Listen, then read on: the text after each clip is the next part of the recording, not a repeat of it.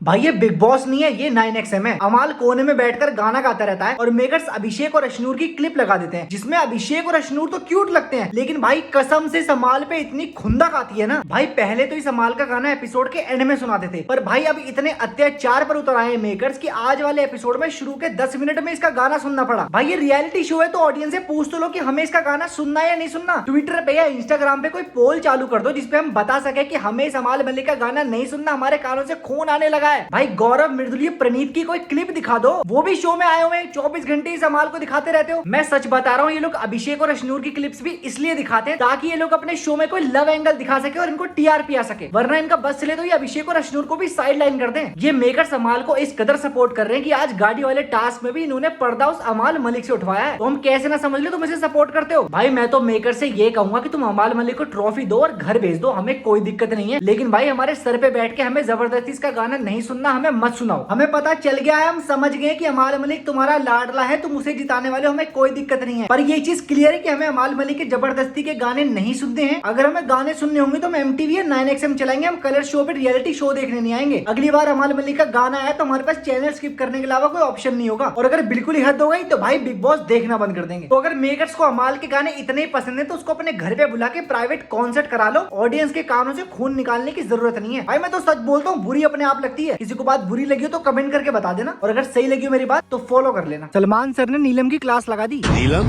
Playground वाले task में करना क्या था? बुरा बुरा बोलना था। तो गौरव ने क्या गलत किया जिसका गुस्सा आपने पूरे घर पर निकाला? मुझे नहीं मन किया इसलिए मैं मना कर रही थी। यही प्रॉब्लम है नीलम, इस घर में आपका जो ओपिनियन है वो सामने आता ही नहीं। सच कड़वा होता है कि आप एक ऐसी वीक कंपेटिटर हो कि इनको आपसे कोई खतरा नहीं।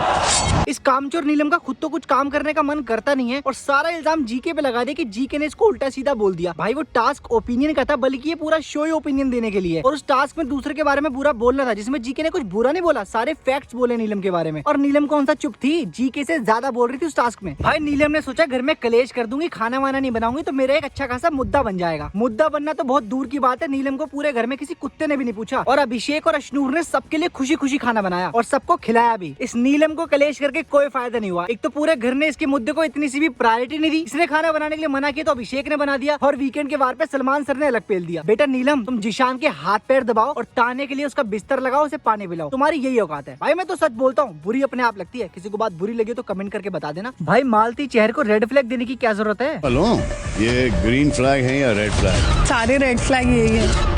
आपने यहाँ पर आने से पहले खुद का हाथ पड़ा था?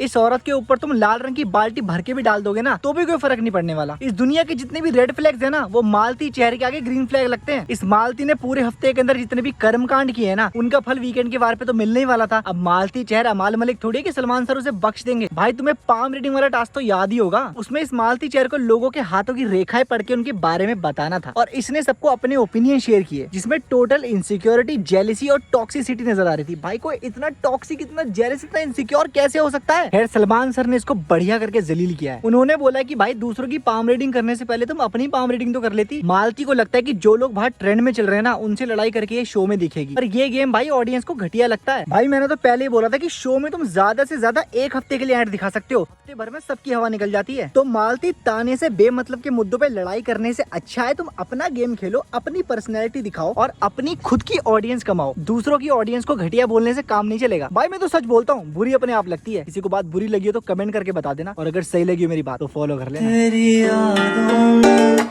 खो गया हूँ, दिल ढूंढ